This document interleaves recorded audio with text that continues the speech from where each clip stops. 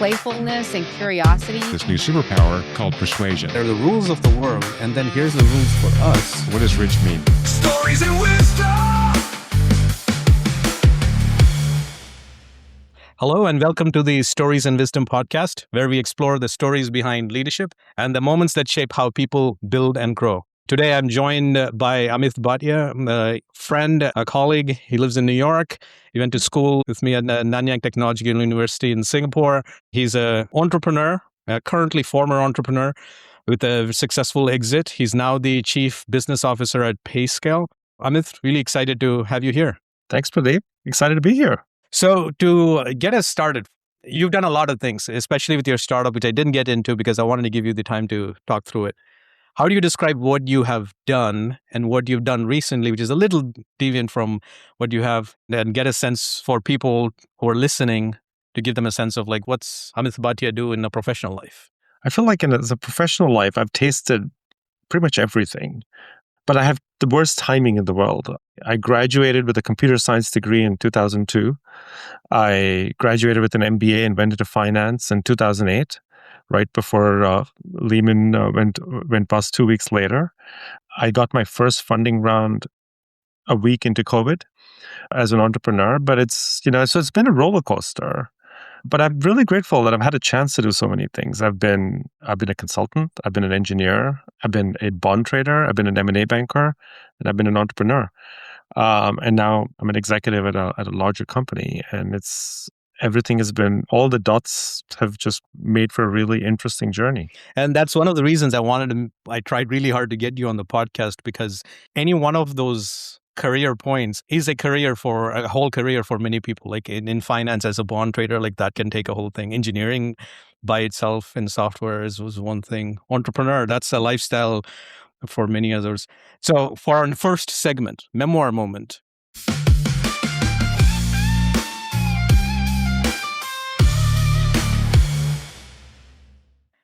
I want you to look at a moment where you can revisit a story that shaped how you think about your work or leadership. You have multiple dimensions, so you can choose any one or multiple. So what would you want to bring to memoir moment, which was a turning point where you shifted for any of your inflection points in your career? So about 10 years ago, when I decided I want to be an entrepreneur, and I'd spent a decade in investment banking and finance, I'd risen to a very senior level. But I knew this is what I wanted to do. And I was really just waiting to get a green card to be able to do it in the US. And so I did it. And this is, before COVID, before the pandemic, before remote work was a thing, before sort of the tech boom had happened in the way we know it and understand it today. I bootstrapped a company, and being a resource constraint, I had to hire an engineer. The first engineer I went through a lot of engineers on Upwork, and I hired this guy in Ukraine, remote through Upwork. And he turned out to be one of the most incredibly talented engineers I've ever worked with. This is before even Zoom existed. So the first few sessions was Skype. It took 4 years before I even knew he had a webcam, let alone having, meeting the guy. But we interviewed our first other engineer was when the first time I realized he had a webcam. And, I have now consistently worked with him for the last 10 years. I've yet to meet him because we were about to, and then the war happened. And I'm waiting for the war to finish so we can finally meet. And he continued. He became a founding engineer. He's come over to PayScale with me. It's been an incredible journey, but it really convinced me that talent is everywhere, and I wanted to build a remote first company, and I wanted to be able to sort of build in this new mantra. And I think when COVID happened, I think we all forcibly got accustomed to this idea. But I was very excited that I stumbled on this idea serendipitously, just by how resource constrained I was at the time.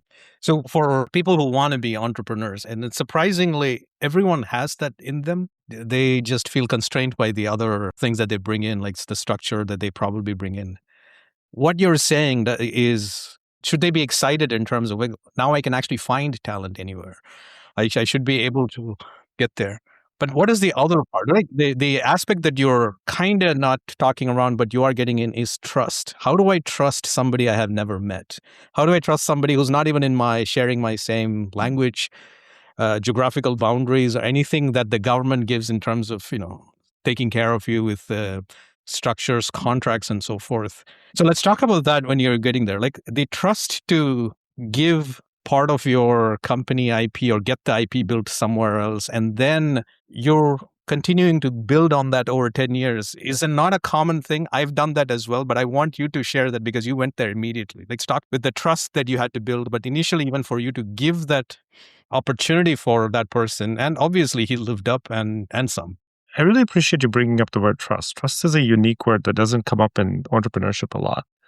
And the first person you have to sort of learn to trust is yourself when you're an entrepreneur, right? The very definition of an entrepreneur, I think Peter Drucker had like the best definition of an entrepreneur, which is somebody who goes after a problem regardless of the resources available to them.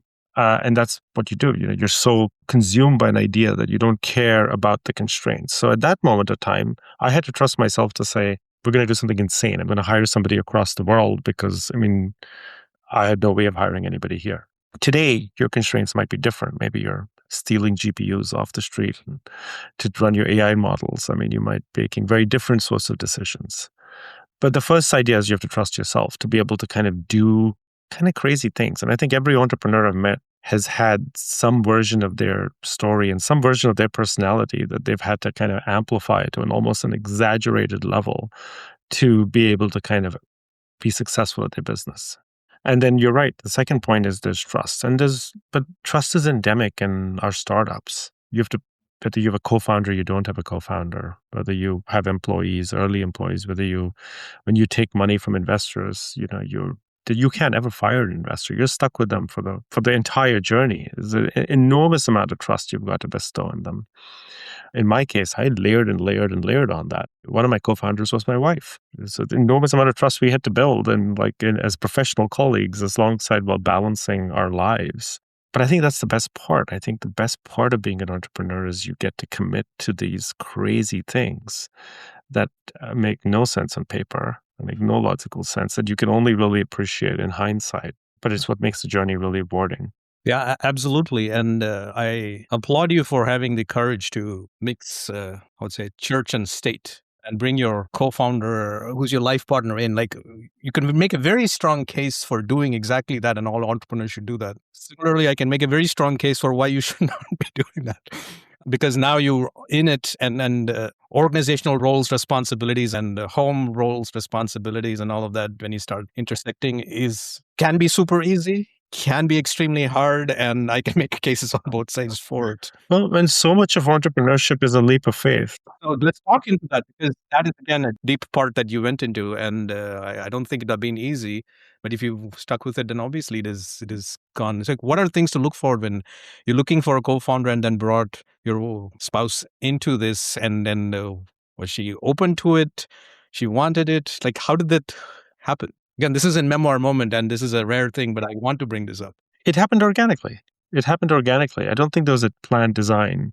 I think startups, when you start to kind of get momentum, they're like a magnetic pole that kind of drags everything around it into its orbit. So, it's why they end up starting companies with their college roommates, with their spouses, with their friends. Like, those early people who join your company are fundamentally believers. And you're more likely to find those believers in the orbit around you. And then you kind of expand from there as you kind of are able to better articulate the story and gather resources. So I don't think there's a design. It's certainly very testing at times because there's no off button in our lives. She came over post the acquisition and continued to work with each other as colleagues.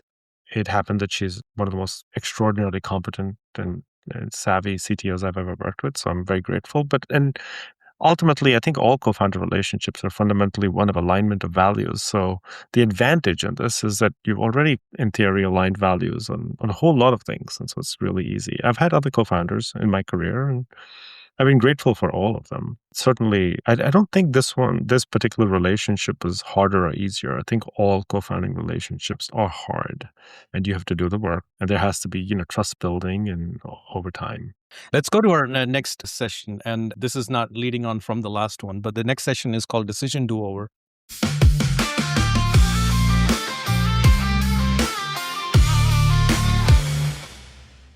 And here I wanted to reflect on choices. Again, this could be related to your current startup or even your other inflection points or anything else in life. If you had to reflect on a choice that you took and now you're looking back with some hindsight, are there any decisions professionally or personally that you'd approach differently today? Absolutely. It's like somebody articulated really well the other day, and I don't know who to attribute this to. I don't regret the journey, but I do have regrets. Um, and I think that's fair for all of us. On one hand, I'm conflicted because, it's like that butterfly effect, right? If you say, I want to do over on that, will all the good that came post those decisions still accrue to me? Like, can you change just one tiny facet about your past without, it fundamentally changing who you are today? Probably not. My only do-over is I've been on like this sprint. I went from I remember when I quit my job in banking, I started this company the very next day.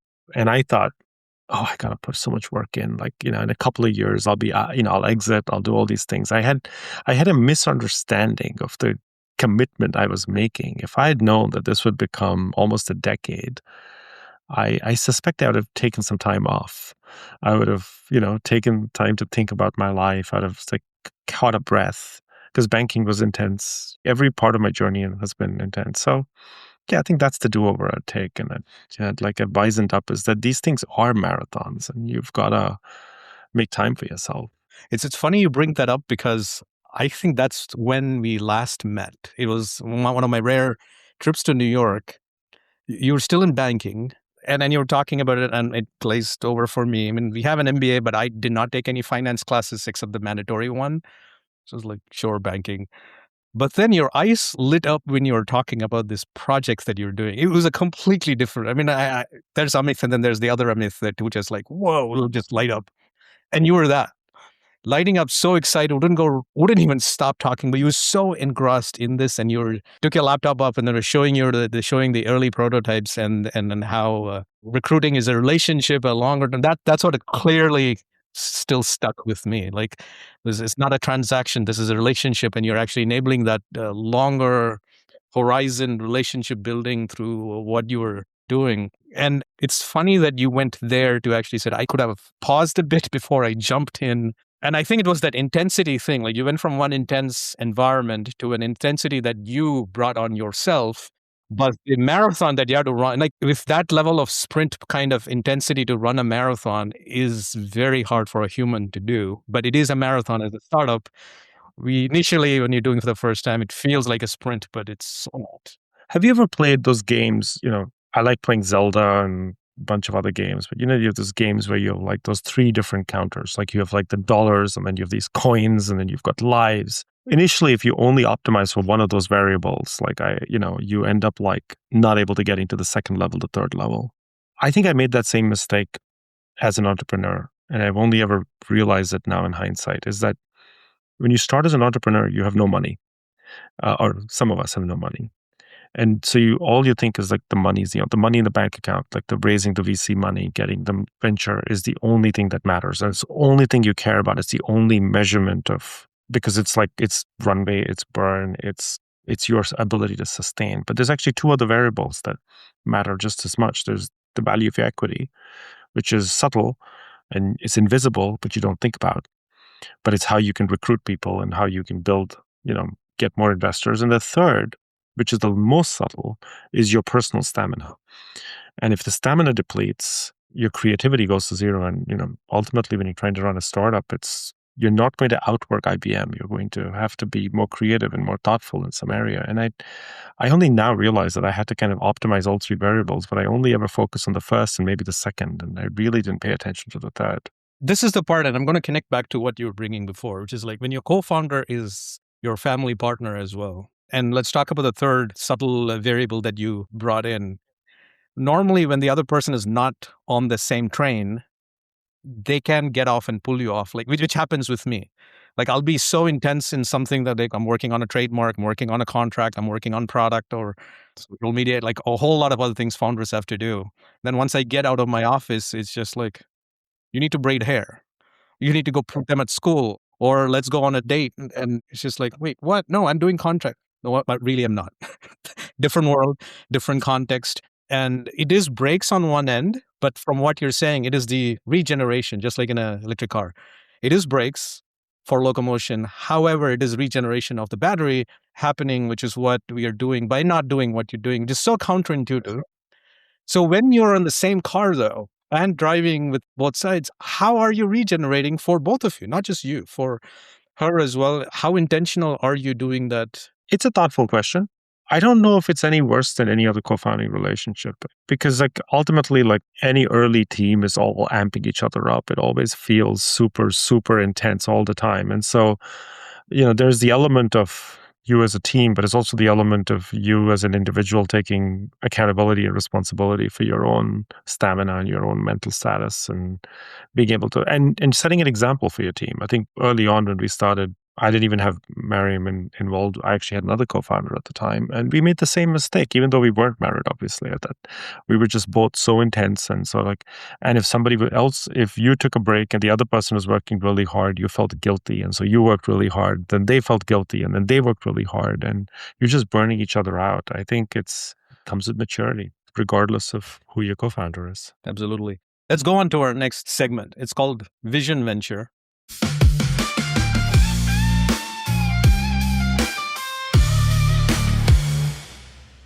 And this is about looking ahead to your next frontier.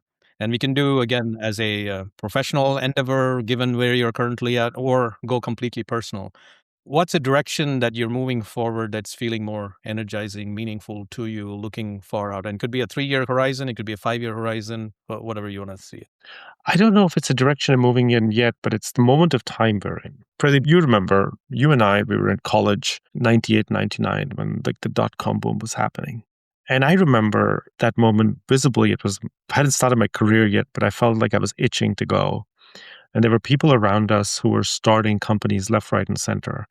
And I remember personally being a total snob about it. I was look at them and I'd be like, these companies are like, this is paper valuations. These are doomed for failure. These are bad companies. Like, this is not serious company building, because it was a bubble. It was absolutely insane, the bubble. And I regret that air of superiority now, because the people who were building what felt trivial and idiotic at the time were perfecting their understanding of the new model, like what they were, and when, sure enough, the bubble burst, but the internet changed everything. It changed the way we thought about the world. And we are very fortunate to be in like a second wave of that with the AI piece that's happening right now. And I don't want to sound like I'm one of those AI fanatics. I'm not. I think a lot of the stuff we'll be doing now is trivial and idiotic and will get washed over. But it is good to be able to connect the dots back to what I saw in the dot-com bubble and know that we're in a historic moment. And so I'm looking forward to sort of building toys and experimenting and just trying things without a lot of pressure of trying to, like, we know a lot of the stuff we do now is going to be obsolete in a couple of years. It's going to be completely, like, I remember in 1999, we were working on wireless access protocol for phones because we couldn't imagine the idea that the phones would be able to access the full internet. So I'm excited about what the possibilities are and how we might change work. And I'm not scared about it or skeptical about it. I'm looking forward to how this could unleash another wave of creativity. Yeah, and then you bring that up. My thesis paper at NTU was about these satellite communication. And this is in EEE, like the electrical engineering, that you can use it to drive and then find direction, taking something that was used for defense. And my professor's thing was like, the error rate's too high. There's no way you can do that. So in terms of technology that was so cutting edge to enough where a research professor says, nope, that's nonsense what you're talking about. And here we are, where it's like, of course you take that for granted. That's right. And the flip side is my research was on distributed computing, thinking that computational power would, before GPUs, would never have the ability. And so we'd be able to kind of like use all of these computing resources. And that was completely wrong. On hindsight, we're like, it's just so much easier to pack GPUs into a single computer or into the cloud. So, it'll be interesting. So where in this space of AI that you're getting excited with where we are currently at, have you started narrowing it a bit more in space or areas? No, I don't know. But it's, I was one of those people who was I really liked being a computer engineer. I really did. I was just drawn to it. I was been programming since I was, 8 or 9 years old. And the thing that's scary but also exciting is like it's completely going to the way we program is going to be so different. Everything we know about programming is kind of like tossed out the window now. So I don't know if I can narrow down the problem area that I'm in, but I'm very intrigued to know like what the new design patterns are going to be and how are we going to build tooling and software in a world where like we can actually just use natural language at the ease that we can. But it's not just computing, is it? Like that's the space you're living. If I get into art, you can take any of these. You can take in terms of storyboarding. You can take in terms of just painting or even music. What would be a craft that you honed for a long period of time to come back with some lyrics or even notes for that lyrics to bring in or incite certain emotions? Computer scientists have said like, oh, we know how it's done. We have patterns that we're doing, and here is 5 different options too. And it's not so much that you can do that rule-based because that's what artists do with following a lot of masters and doing that. But they've honed that for decades. And here you have something that's just done that within weeks of learning to bring it to you in seconds. And I feel less empathetic for computer science. I'm like, okay, but the artists, their industry has been completely transformed. And now how do they actually add value in a differentiated way? But then the craft instruments have changed and I have no answer for it. It's just like, what would take writing a music, a song piece, a week would be already when we're thinking music and I know you play the keyboard. Like we've also shared that. We've been on the same band. I play drums, you play a keyboard. That level of craft or the output of that can be done so much faster that it's unfair for the artists, but it's the computer science bringing it in. So where does this go? I mean, photography didn't kill painting. It didn't.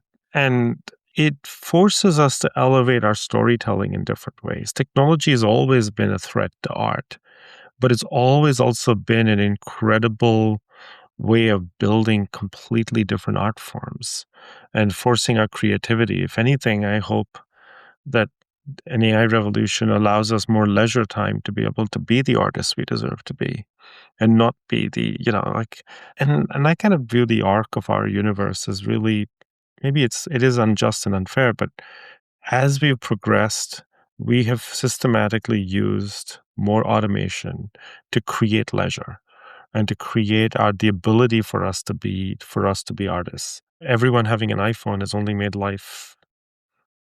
us all to have the ability to kind of be participating in the art and democratizing the art. So I just think that's a good thing. I don't see AI will be any different to this than any other technology. Yeah, it's just hard for anyone to be a Luddite anymore. Like you just cannot afford to be that and holding on to something else. That, I think. No, I think we will still have dumbasses. I think humanity will continue to produce dumbasses at the rate that it always has. Let's go to the puzzle point, our next section.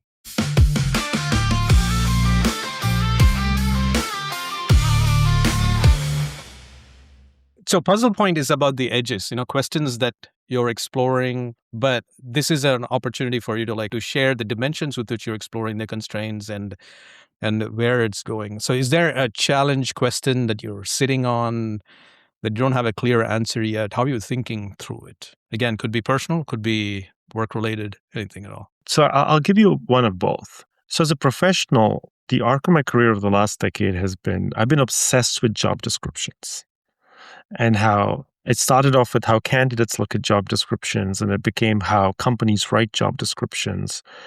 It is the act of articulating the job that I'm hiring for, we end up creating all of these both good and bad things at our organizations.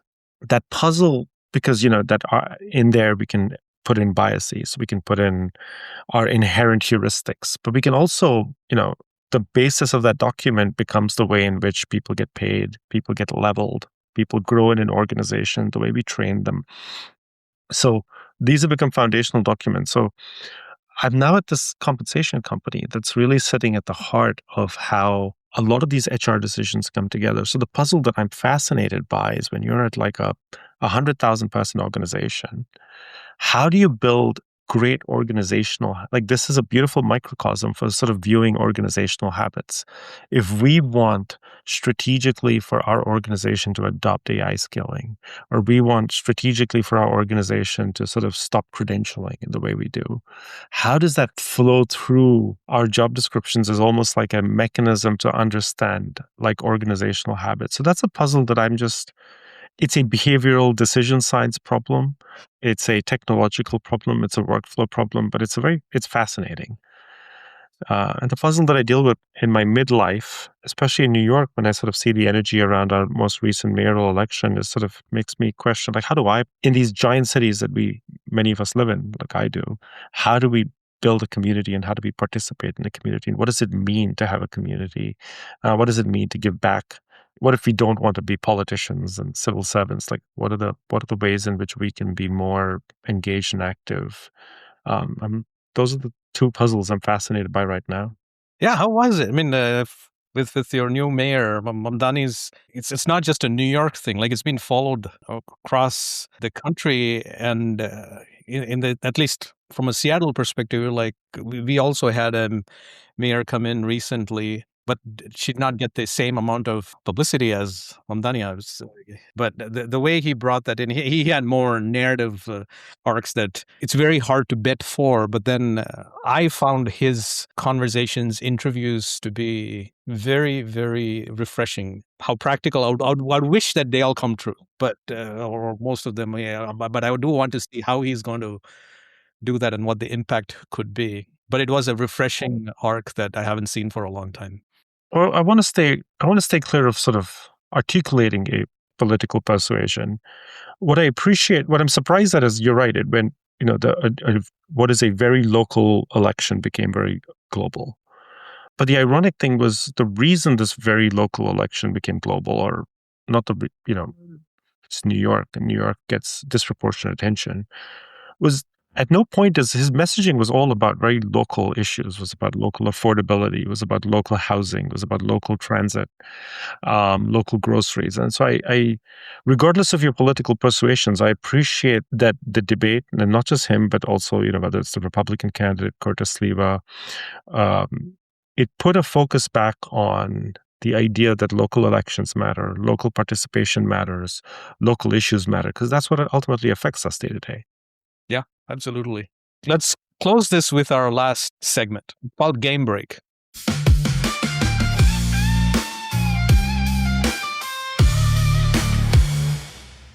I'll give you two choices, this or that, and this is the Amit Bhatia edition.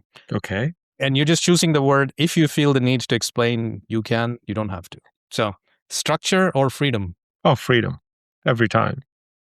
Craft or scale? Craft. Early clarity or late flexibility? Late flexibility. Stability or change? Change. And then last one, we kind of talked about this before. Clarity or trust? Trust. Anyway, so Amit, thank you for sharing your time and perspectives today on the Stories in Wisdom podcast. For listeners who want to learn more about you, your work, what you've done and going to do, where can they find you? I think probably LinkedIn is where I hang out the most, and I'll respond to messages if I'm sent any. Brilliant. So thank you, because your perspective had a long-term aspect to it, and we focused on the marathon a bit more. And we also talked about, this is the first time on the podcast where you brought in your personal life into the work and then managed it and went, I would think, strengthened for it, which is fantastic to hear. And I wanted to go deep because it is something that is the first time that we've brought in, and I wanted to actually have some personas who've done this and are doing it to get there from a co-founder perspective. So thank you for being on the podcast. Thank you, Pradeep. I really enjoyed it. And to everyone listening, thank you for listening. We'll be back with more stories, question, and wisdom. Playfulness and curiosity. This new superpower called persuasion. They're the rules of the world, and then here's the rules for us. Real deep pain. That was a very different level of inequity. What does rich mean? Stories in